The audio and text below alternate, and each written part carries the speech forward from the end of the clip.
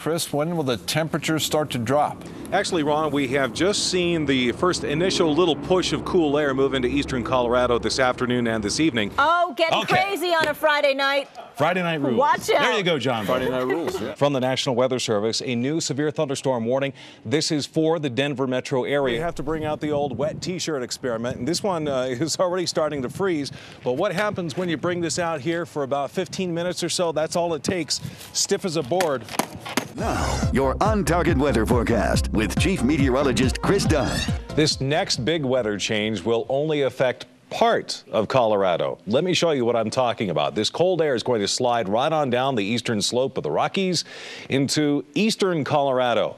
And when we have this cold, shallow air that is underneath warmer air and we get a little precipitation, we usually end up with drizzle, and if it's cold enough, freezing drizzle, and that is going to be the case tomorrow. Now, because this layer of moisture is going to be so shallow, it's going to be very difficult for it to produce any snowflakes. So the main threat from tomorrow is going to be drizzle, freezing drizzle, of course, the cold and cloudy conditions. Live look at downtown Denver. We hit a high of 68 degrees, just about right. 50 degrees is normal, 79 the record. That's a pretty high record for this late in the year, back in 1989. 43 for a not so low. I think we'll probably drop down below that before this day is done. 52 at DIA. It's cooling off quicker than we cooled off last night. 56 here at Fox 31.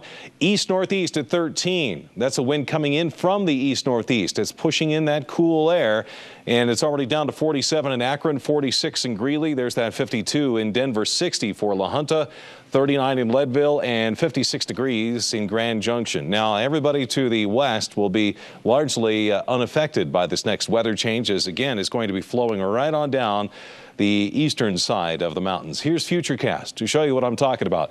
Here comes the cold air moving in from the east and the northeast, and you see all this blue. This is low-lying drizzle and some fog and cloudy conditions. This is not going to be any heavy snow, so don't think that, because there's a lot of blue up and down the Front Range. As we roll into motion through the afternoon hours, you'll notice that right along this line right here, here's where we have the clouds. That's where that shallow, cool air is going to bank up against the mountains, and it will not flow over the top of the mountains. So places up in the high country and the western slope, you'll probably be warmer than we will be on the eastern plains. Lows tonight into the 20s, teens and 20s in the mountains, 30 in Grand Junction. Now, here is the difference. Here are your highs tomorrow. 35 in Lyman, 35 in Akron, 36 in Denver. These are highs tomorrow. 36 in Denver.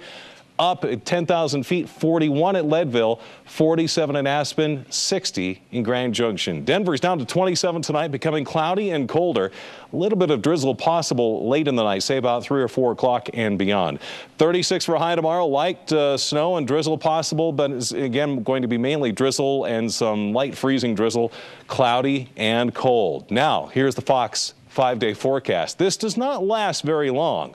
36 tomorrow becomes 49 on Friday as we start to clear out.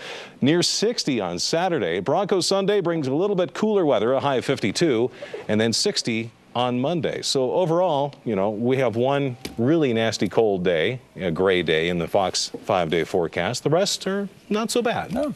What a mild November. And October was pretty mild too. Amazing. This is Devin Duran. He appears to be your typical active 8-year-old boy. But on the inside, Devin suffers from a number of medical problems. The most serious, a rare blood disease similar to leukemia. Are you tired visiting doctors and hospitals? Yes. He has to take medication 3 times a day, and when he gets ill, I have to rush him into the emergency room to get medical treatment that can sometimes be life-threatening. Devin's mom, Susan, wanted to get her son to a specialist for the best possible treatment. But that meant a trip from Denver all the way to Houston, Texas, a trip she just could not afford. And that's when some angels came to the rescue. It was a prayer come true. The volunteer pilots of Angel Flight. There was no other way I'd be able to get there. Angel Flight pilots donated their time and their airplanes and flew Devin and his mom from Denver to Houston. And as it turned out, it's a good thing they made the trip. Devin had 2 more diseases that we didn't know about. So by going, we it actually helped save his life. That's what it's all about, and it's just the greatest feeling in the world being able to do this. Pilots like Greg and Sharon Gempler are what makes Angel Flight a reality. Last year alone, this flying couple flew 44 missions in Colorado. The feeling that you get when you have the opportunity to help somebody that needs you, and you are so blessed. These kids maybe would never get any medical treatment.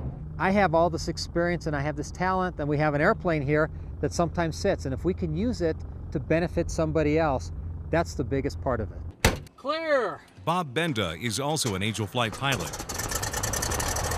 On this day, we travel along with him to Sterling, Colorado. There, he loads up cases of donated blood from a local blood drive.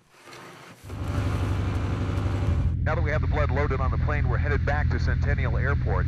Now the importance of that is we'll gain an extra couple of days to use that blood versus driving it back to Denver. If they drive it back, it takes them 2 to 3 days before they get it in the system. So they basically get 24 to 48 hours that this blood is here and now in the system, helping somebody else out tomorrow morning. Back on the ground in the Denver area, the blood is unloaded and immediately sent on its way. How can I? Meanwhile, Devin Duran continues to battle his health problems. Whoops. Problems he'll likely deal with for the rest of his life. But thanks to some angels, at least he's still here. They actually literally have helped save my child's life. All I can say is thank you from the bottom of my heart. Chris Dunn, Fox 31 News.